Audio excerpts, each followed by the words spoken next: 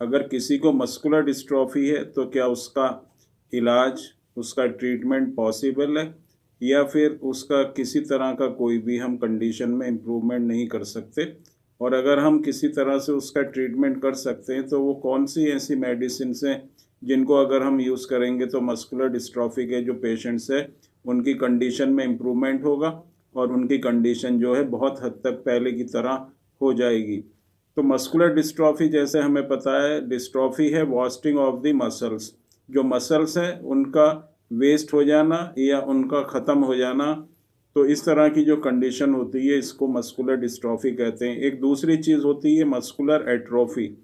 बहुत से लोग जो है इसमें आपस में मिक्सअप कर देते हैं, कंफ्यूज हो जाते हैं कि मस्कुलर डिस्ट्रॉफी क्या है और मस्कुलर एट्रोफी क्या है। मस्कुलर डिस्ट्रॉफी में जो हमारी मसल्स होती हैं उनको हमें रिजर्व करके रखना पड़ता है, उनको ज़्यादा यूज़ हमें नहीं करना है, क्योंकि जो उसके अंदर बल्क मौजूद है, जो उसके अंदर प्रोटीन मौजूद है, एनर्जी मौजूद है, अब क्योंकि नई मसल्स नहीं बन रही हैं और इन मसल्स जो भी आपके पास हैं उसको आपको प्रोटेक्ट करके रखना होता है। और जो मस्कुलर एट्रोफी होती है उसमें अगर हम अपने मसल्स को ज़्यादा यूज़ नहीं करते हैं या मसल्स को किसी तरह से नुकसान पहुंचाते हैं तो उससे जो कंडीशन होती है उसमें उसको हम मस्कुलर एट्रोफी कहते हैं। मस्कुलर एट्रोफी में आप जो है मसल्स को बना सकते हैं और आसानी से ये मसल्स बिल्ड हो जाती हैं, लेकिन जो मस्कुलर डिस्ट्रॉफी होती है उसमें मसल्स को, क्योंकि नई मसल्स नहीं बनती हैं, तो जो आपके पास मसल्स प्रिजर्व हैं या जो रिजर्व कोटे में आपके पास मसल्स हैं उनको आपको जो है प्रोटेक्ट करके रखना पड़ता है। इसलिए जिन लोगों को मस्कुलर डिस्ट्रॉफी होती है उनको ऐसा कोई भी काम नहीं करना है जिससे उनकी मसल्स के ऊपर ज़्यादा प्रेशर हो या मसल्स में टूट फूट हो। जैसे ज़्यादा हार्ड वर्क नहीं करना, ज़्यादा जो है एक्सरसाइज नहीं करनी है, और फिजियोथेरेपी जो करते हैं उसमें भी इस तरह से आपको करना है कि मसल्स के ऊपर किसी तरह का कोई भी स्ट्रेस नहीं पड़े, क्योंकि पहले से ही मसल्स वीक हैं, नई मसल्स जो हैं बन नहीं रही हैं, और जो मसल्स आपके पास हैं वो भी आपकी आहिस्ता आहिस्ता जो है लूज़ हो रही हैं, ख़त्म हो रही हैं। तो इस तरह का काम नहीं करना जिससे जो मसल्स है वो बहुत तेज़ी से ख़त्म होने लगे। सिम्टम्स की अगर हम बात करते हैं मस्कुलर डिस्ट्रॉफी की, तो इसके जो सिम्टम्स होते हैं वो यही होते हैं, चलने में और जो हमारी मूवमेंट है उसमें प्रॉब्लम होना।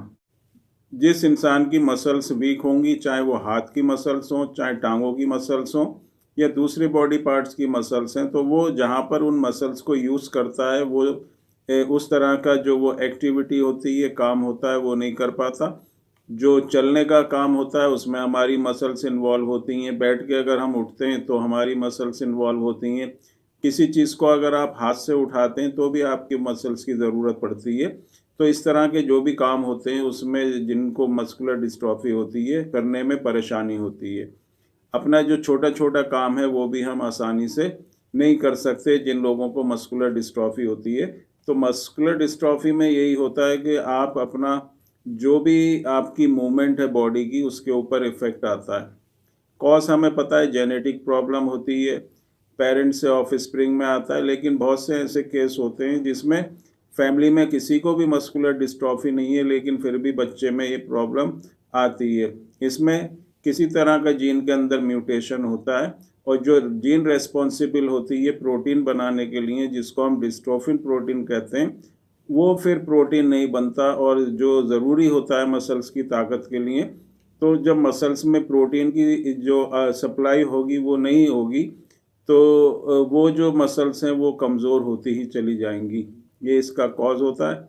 अगर हम ट्रीटमेंट के बारे में बात करें तो बहुत से ज़्यादा जो लोग होते हैं वो बहुत ज़्यादा परेशान हो जाते हैं कि जिनको मस्कुलर डिस्ट्रॉफी है कि अब इसका जो कोई भी ट्रीटमेंट नहीं है, कोई इलाज नहीं है, और जगह-जगह जो ये लोग इस तरह के पेशेंट्स होते हैं वो ट्रीटमेंट कराते हैं।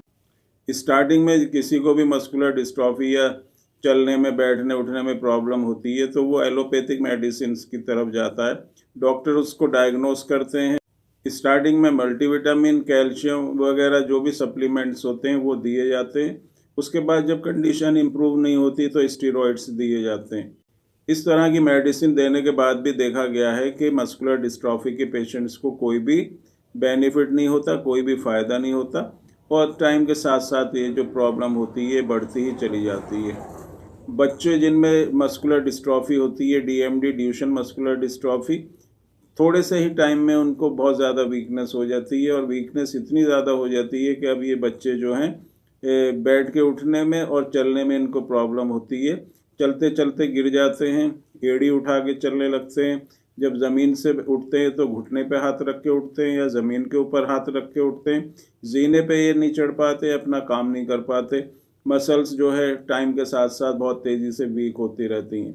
तो अब इसको ट्रीट किस तरह से करना है, तो जो बेस्ट ऑप्शन होता है ट्रीटमेंट का वो होम्योपैथिक मेडिसिन ही होती हैं। और होम्योपैथिक मेडिसिन में बहुत ही इफ़ेक्टिव मेडिसिन होती हैं जो मस्कुलर डिस्ट्रॉफी, चाहे वो डीएमडी हो, बैकर मस्कुलर डिस्ट्रॉफी है या फिर आपका लिम्ब-गर्डल मस्कुलर डिस्ट्रॉफी है, जिनको मस्कुलर एट्रोफी है उनको एसएमए, स्पाइनल मस्कुलर एट्रोफी, या दूसरी जो भी मस्कुलर डिस्ट्रॉफी है, मसल्स में वीकनेस है, उनमें स्ट्रेंथ लाने के लिए बहुत ही इफ़ेक्टिव ये मेडिसिन्स होती हैं। इन मेडिसिन्स को जो है कॉम्बिनेशन या फार्मूला के फॉर्म में दिया जाता है और इस तरह से मेडिसिन्स को मिक्स किया जाता है कि आपकी जो ओवरऑल स्ट्रेंथ होती है मसल्स की, उसको बहुत हद तक ये मेडिसिन बढ़ा देती हैं। मसल्स आपकी स्ट्रांग होती हैं, उनके अंदर स्ट्रेंथ आती है और आहिस्ता आहिस्ता जैसे आप ये मेडिसिन्स लेते रहते हैं, आपकी बॉडी में ताकत आने लगती है, मसल्स में स्ट्रेंथ आने लगती है और आपको बहुत अच्छा इम्प्रूव हो जाता है और कंडीशन बहुत अच्छी हो जाती है और ये आगे को बढ़ना भी, जो इसकी जो प्रोग्रेस होती है बीमारी की, वो भी रुक जाती है।